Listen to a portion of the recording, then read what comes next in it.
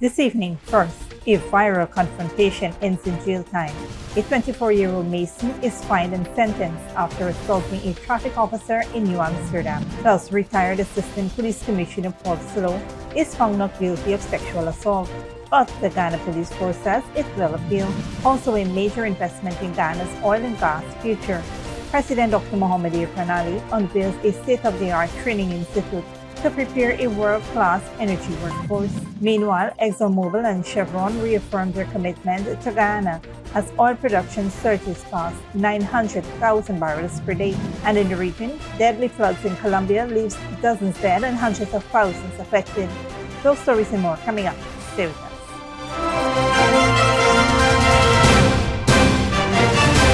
Welcome to this broadcast of Channel 2's Headline News Update for February 20th, 2026. I'm Bibi Bacchus. Thank you for joining us. First up, a 24-year-old Mason has been fined $400,000 and sentenced to 6 months in prison after pleading guilty to several traffic offenses stemming from a confrontation with a police officer in New Amsterdam. Keon Clark of Sheetanker Village, East Canterbury's, was charged with 13 offenses following an incident in which a traffic rank was allegedly assaulted while carrying out his duties. The confrontation, which was captured on video and circulated on social media, reportedly showed Clark approaching the officer with a glass bottle, assaulting him and hurling the bottle in his direction. Clark appeared before Magistrate Michelle Matthias at the New Amsterdam Magistrates Court on February 19, where he pleaded guilty to the 6 offenses, including driving without a license, breach of insurance, failing to display identification marks, operating an unlicensed vehicle, and failing to wear a safety helmet. He was fined a total of $400,000 and sentenced to 6 months imprisonment, with his driver's license suspended for 12 months.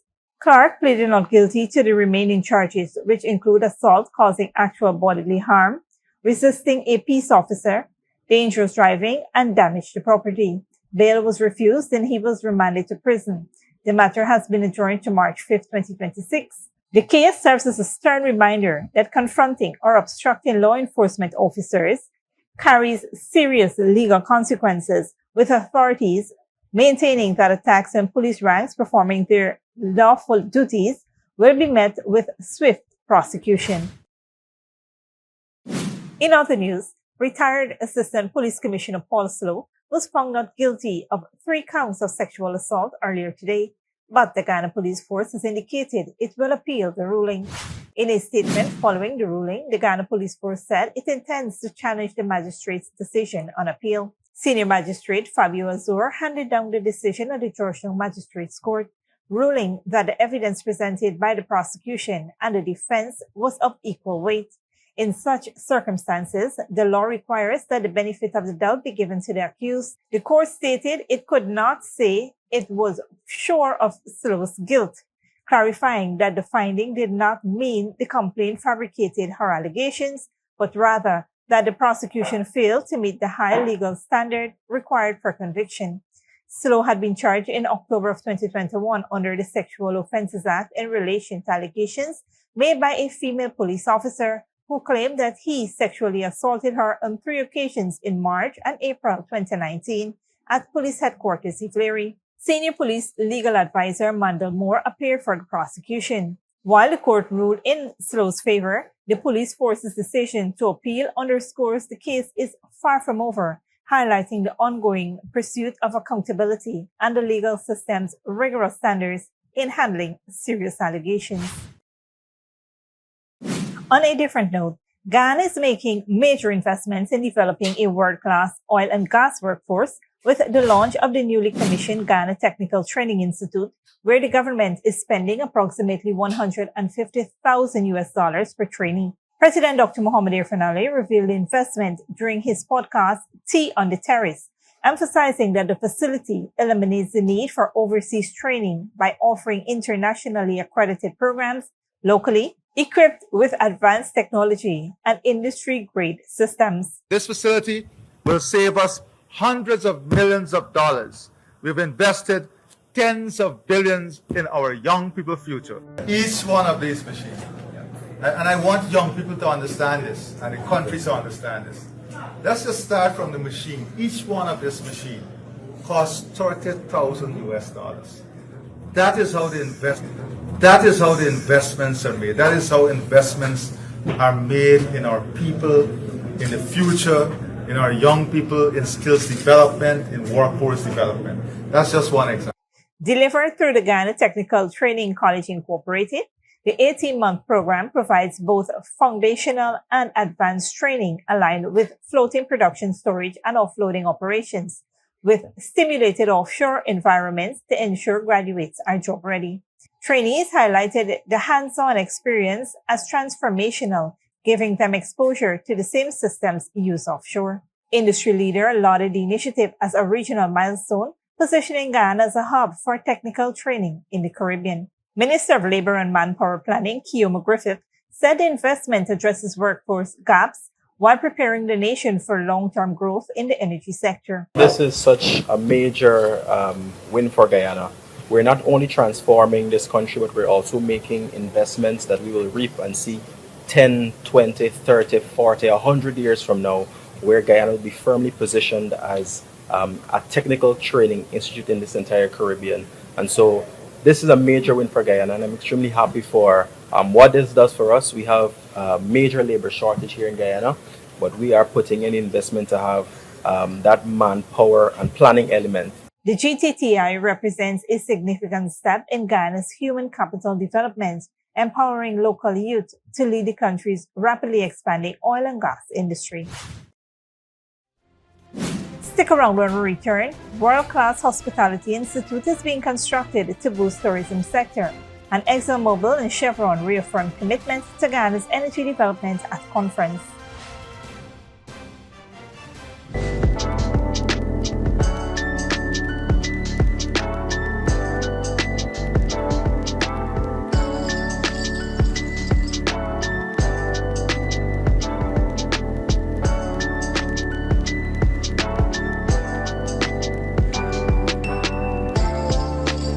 Good girl forget things.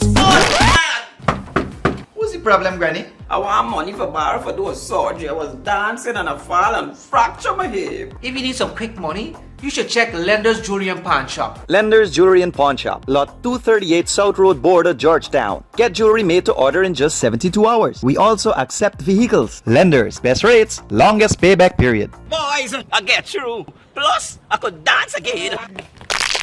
Lender's Jewelry and Pawn Shop. Welcome back.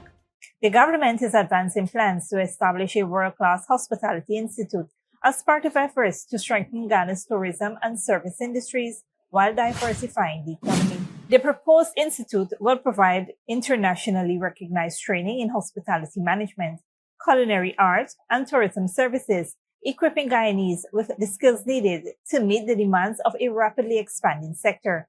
Speaking on the President's Tea on the Terrace podcast, Minister of Tourism, Industry and Commerce, Susan Rodriguez, said the initiative is aimed at ensuring locals are prepared to capitalize on growing opportunities within the industry.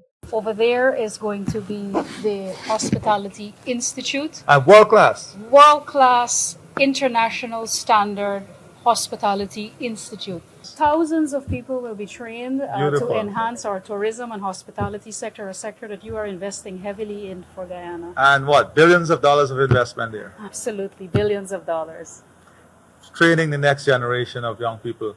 In a and that diversified tell economy. you how serious we are on tourism and hospitality. Absolutely. You have oil and gas over here. You have tourism and hospitality over there. A true example of diversifying our economy. Ministry Rodriguez added that the institute aims to ensure that Guyanese are properly trained and equipped to take advantage of the opportunities in the hospitality and tourism sector as it continues to expand. The institute is expected to complement ongoing tourism developments, including new hotels, ecotourism projects, and rising international interest in Ghana as a destination. It will also create employment pathways for young people and support entrepreneurship in the sector.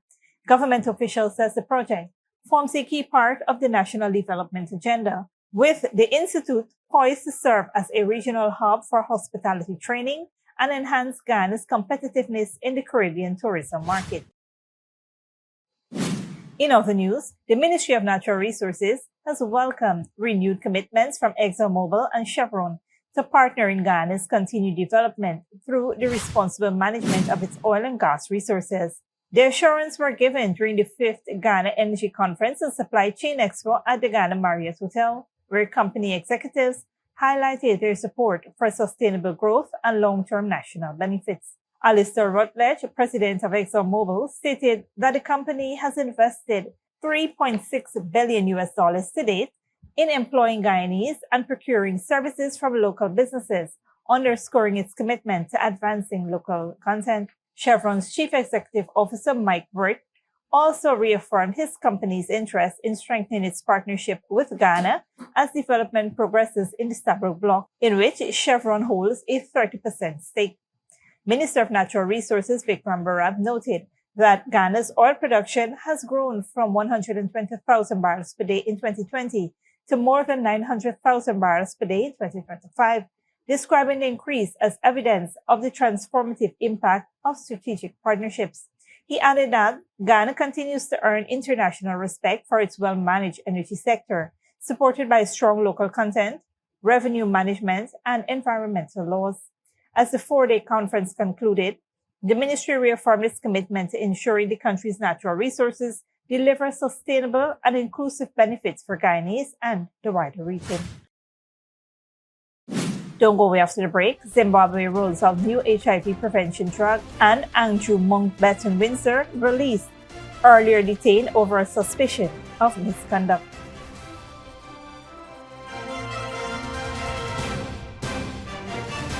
Good girl forget things. What's the problem, Granny? I want money for borrow for those surgery. I was dancing and I fall and fracture my hip. If you need some quick money, you should check Lender's Jewelry and Pawn Shop. Lender's Jewelry and Pawn Shop, lot 238 South Road Border, Georgetown. Get jewelry made to order in just 72 hours. We also accept vehicles. Lenders, best rates, longest payback period. Boys, I get through. Plus, I could dance again. Lender's Jewelry and Pawn Shop.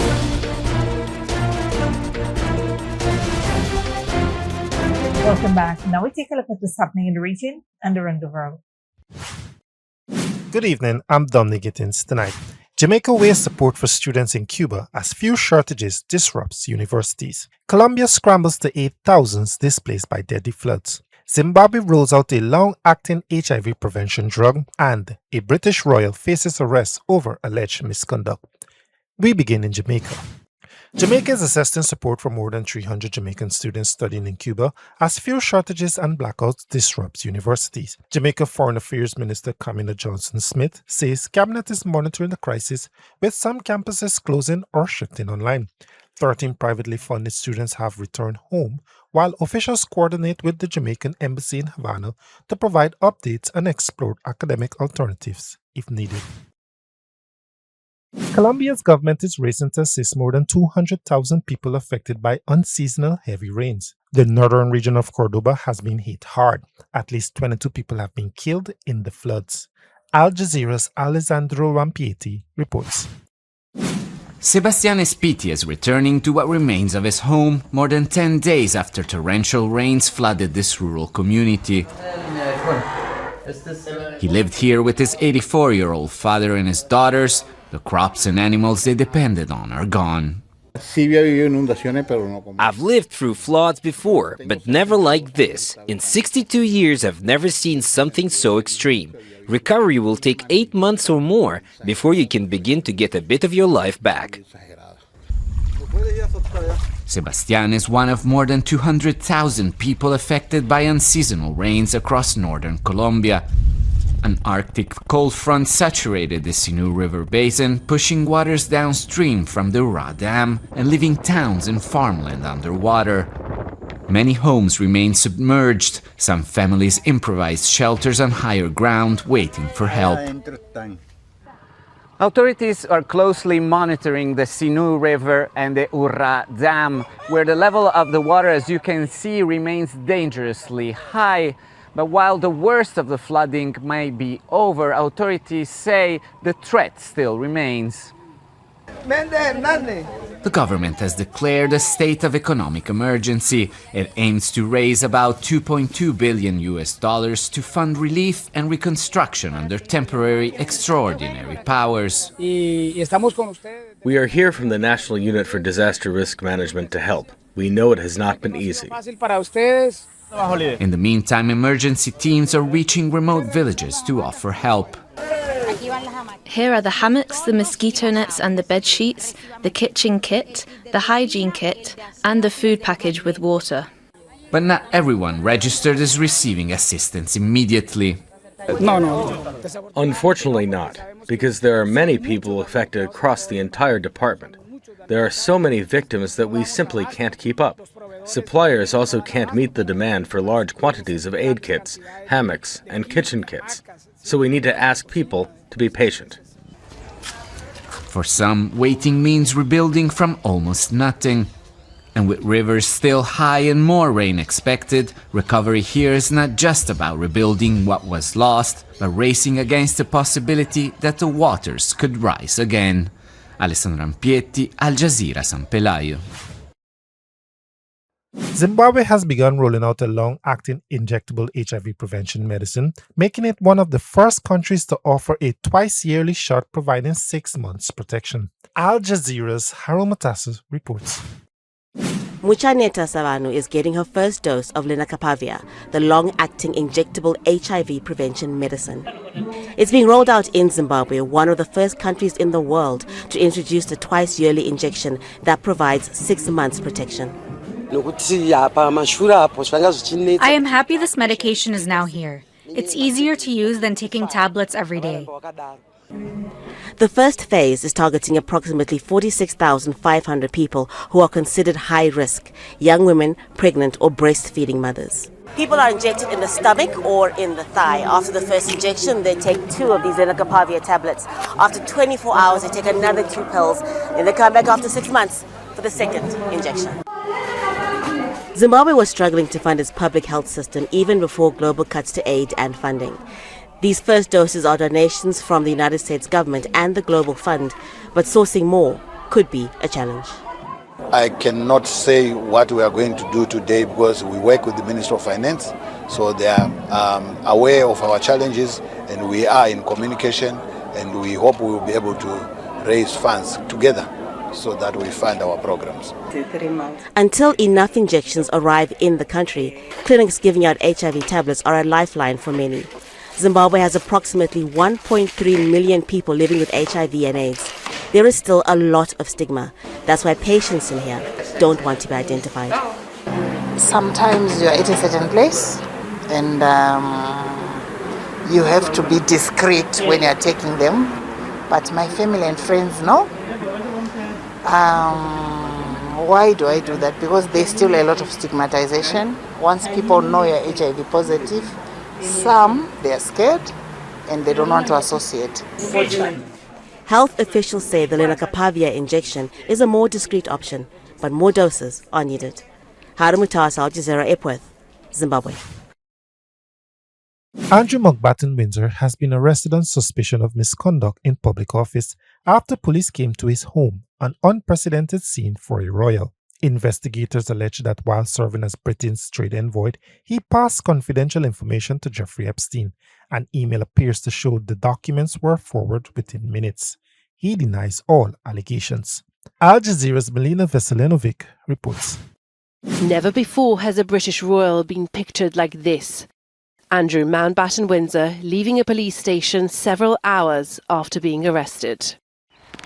Earlier on Thursday, police officers came to his home to take him into custody on suspicion of misconduct in public office. Andrew Mountbatten-Windsor was taken into custody on suspicion of misconduct in public office. It's alleged that while serving as Britain's trade envoy, he passed confidential information to the convicted paedophile Jeffrey Epstein. One email appears to show Andrew forwarding documents to Epstein within minutes of receiving them. He has denied all allegations, but this arrest marks the culmination of 15 years of scrutiny over his relationship with Epstein. Last year, King Charles stripped Andrew of his royal titles, But he has faced criticism that he was slow to act after years of damaging headlines about his brother's association with Epstein. Here at Buckingham Palace, King Charles carried on with his planned engagements. We understand he was not given a heads up about his younger brother's arrest. And in a statement, he said that the authorities have his full support and cooperation. But as he stepped out of the palace, the king was met with inevitable questions. Your Majesty, how are you feeling after your brother's arrest? The damage to the monarchy's reputation plain to see. Since the palace don't know what's coming and have found it very hard, therefore, to respond to it, there's very little doubt that it's overshadowing what work the monarchy is doing. Police have searched Andrew's former and current homes, both on royal estates. The optics of this alone unthinkable until recently. And though Andrew remains 8th in line to the throne, for a man once thought of as late Queen Elizabeth's favourite child, this is a stunning fall from grace. And for the institution of the royal family, these are uncharted waters. Milena Veselinovic, Al Jazeera, London. Thanks, Dominic. This brings us to the end of our regional and global news coverage. Up next is the 3-day weather forecast.